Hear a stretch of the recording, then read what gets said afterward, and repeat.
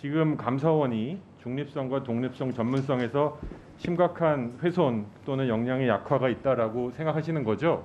지금 오히려 바로 잡아가고 있다고 생각하고 있습니다. 중요하고 민감한 감사 같은 경우는 뭐 구체적으로 여기서 감사명을 거론하지는 않겠습니다만 외부적 요인도 많이 느꼈습니다. 감사를 지휘하다 보면 정상적인 길을 갈 수가 없을 정도로 압박을 하기 때문에 어려움이 많았습니다. 특정 감사 사항에 대해서는 외부적 그 5만 가지 그런 너저분한 압력도 있었다고 분명히 말씀드렸고요. 너저분한 압력이라는 표현까지 썼고요. 서 대변인. 네. 아까 이 의원님 논평은 뭐 시스템을 돌아다보고 다시 이런 일이 없도록 하겠다. 혹은 이런 국가적인 사태가 발생했을 때 백신 수급. 근데 이걸 두고 감사원이 들여다보는 걸 다시 한번 민주당에서는 정권 이중대 자처하는 거 아니냐, 표적 감사냐라고 하고 있어요. 그러니까 시스템을 들여다보면 얼마나 좋겠어요. 저도 바라는 것이고 감사원은 기본적으로 이 중립성과 독립성을 가진 기관입니다. 그러니까 정부가 하는 일에 있어서 아까 말씀한 대로 정책 결정이 제대로 되고 있는지 잘못됐는지를 감사를 해서 다시 그 기준을 세워서 그런 일이 반복되지 않도록 하는 일을 하기 때문에 암행어사 같은 역할을 하는 것이죠. 따져보면은 공식적으로 정부를 견제하는 기관이다.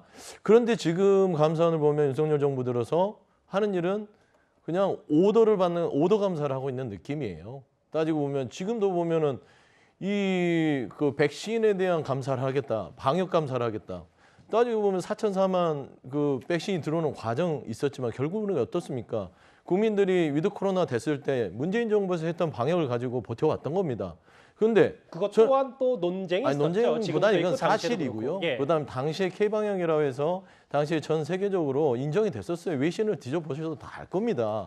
그다음에 예. 지금 보면 아쉬운 것들은 이 새로운 정부가 들어서면 새로운 정부에서는 정책 결정들이 있어요. 그럼 결정에 따라서 정책을 수행하는 건 공무원이에요. 감사원은 공무원을 감사하는 거 아니겠습니까?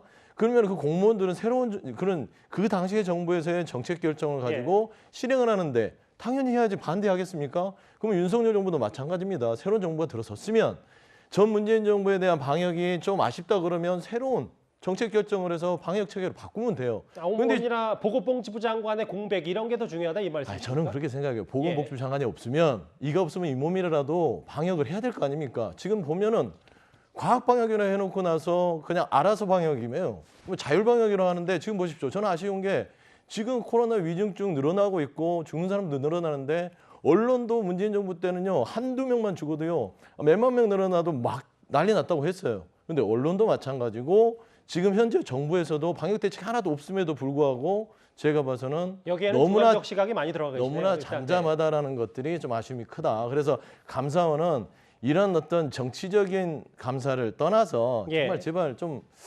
감사원 본연의 위치로 돌아왔으면 좋겠다라는 좀 충고를 드리고 싶습니다. 그런데 감사원 감사 말고도요.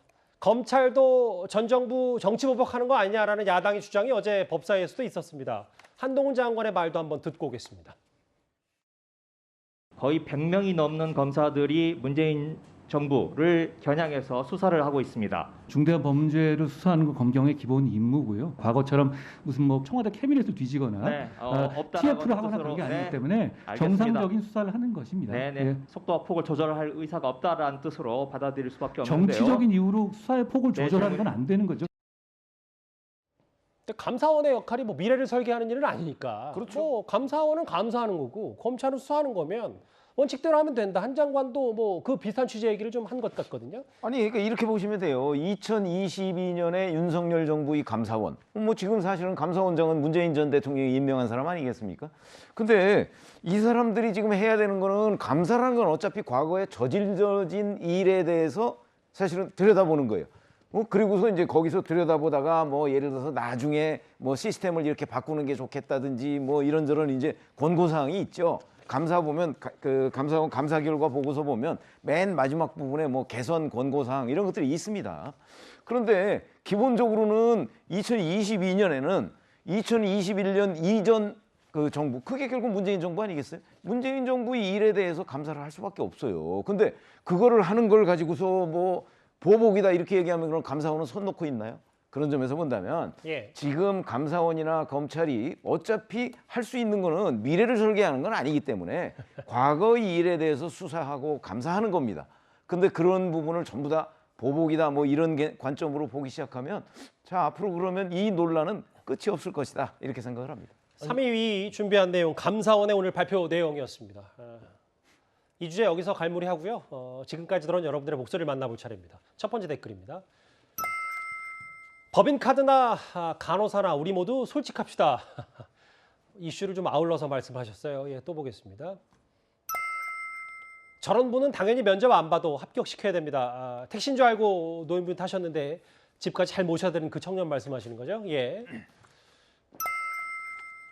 나도 직장생활 했지만 결제 들어가면 윗사람이 확인하고 결제하지 그냥 한 적은 없다. 확인 절차 거친다. 이재명 의원 쪽 비판하신 분 같은데요. 또 보겠습니다.